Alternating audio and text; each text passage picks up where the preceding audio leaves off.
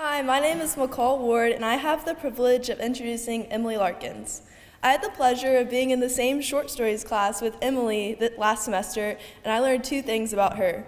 One is that if we had this class first period, you'd probably see Emily walking in a few minutes after the bell rang with a French truck coffee in her hand.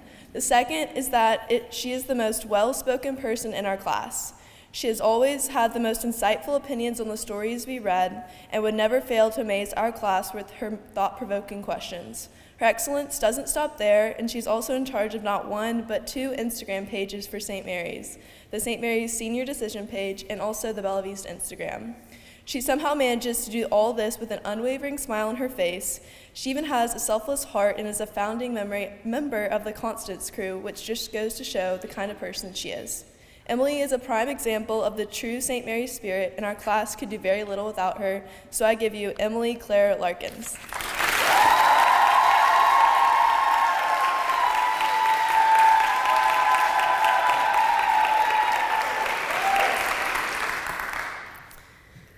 Last year, Naomi and I sat in Mother Miranda's office brainstorming ideas for our senior quotes. I really liked Naomi's idea a lot.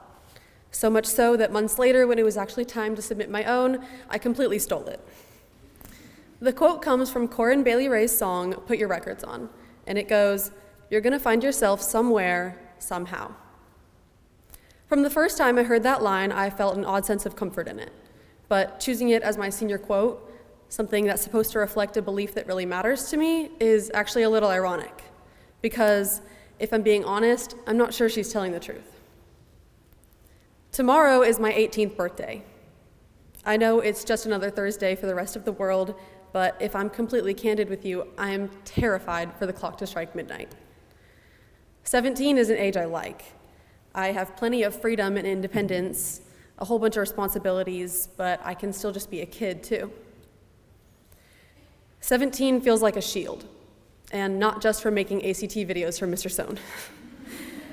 But tomorrow at exactly 10:05 a.m., while we are all sitting in this room, that shield disappears. It's the moment I officially say goodbye to childhood. Truthfully, though, this has been a long time coming. The question, who do I want to be when I grow up, is slowly shifting into who am I becoming right now? And I don't have that answer. I don't want to have that answer. Every adult I've encountered this past year seems to have the same two questions. Have you figured out where you'll be next year? And any idea what you want to study? And they always ask at the worst possible times. No, I don't know where I'll be next year, and the more people ask, the more I want to curl up into a ball and cry about it. But instead, I smile and say, still waiting to hear back. And as for what I want to study, the words that come out of my mouth may sound like I'm hoping to double major in data science and sociology, but the truth is a tiny piece of my heart breaks every time I don't answer with, I want to be a fashion designer and an astronaut and also a world-famous singer. Right now, my whole life is about figuring out who I am, and it's not as easy as my senior quote makes it sound. I feel too young, but also too old to still be figuring this out. I feel like literally everyone else already knows who they are. I've written over 10,000 words of college essays, carefully edited and polished to present Emily Larkins as the perfect student, a good friend, a dutiful citizen, someone deserving of acceptances and scholarships, but if I'm being honest, I don't always feel confident that I am any of those things. It's ridiculous and frustrating that the time in my life when I'm supposed to sum up who I am is also the time when everything is changing and I have no idea where I fit into it all anymore. Sometimes I genuinely feel like the only one who's afraid of change. I know most people are excited for college, meeting new friends, and choosing their roommates, but when I think about next year, my first thought isn't the thrill of something new.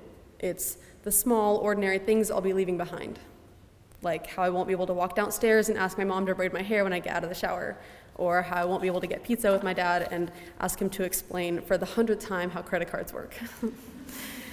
Logically, I know I'll be happy wherever I end up, and when the time comes, I'll feel like I'm in good company, but right now, it's hard to believe that. Identity is such a vague and distant idea that it feels impossible to define, and lately I found myself overwhelmed. trapped inside brick walls of labels that I built myself, one adjective a friend would use to describe me at a time. So, when I finally stopped procrastinating and sat down to write the senior speech I've been dreaming about since I was 14, sitting in these pews for the first time, I realized something. No grand life lesson I could offer you would be as honest as this. I don't actually know anything. I want to be the perfect version of myself that I created in those essays. Always studying, never insecure, confident all the time, always selfless and stylish, liked by everyone, always the first to help clean up after dinner, and always keep my room spotless. But I can't be that person, because right now, just being the standard issue version of me is hard enough. But maybe that's okay. Maybe none of us are supposed to have it all figured out yet.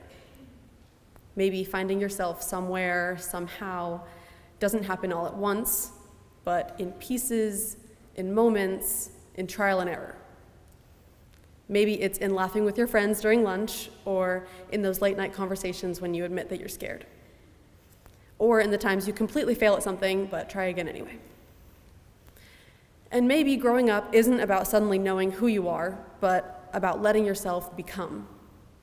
So no, I don't have all the answers, but I do know this. I have spent the last 4 years surrounded by people who have shaped me in ways I will only fully understand later. I have been challenged, supported, and reminded again and again that I don't have to do this alone. And when we leave, I know I'll carry those pieces of this place with me, even if I don't know exactly where I'm going yet. And maybe that's enough for now.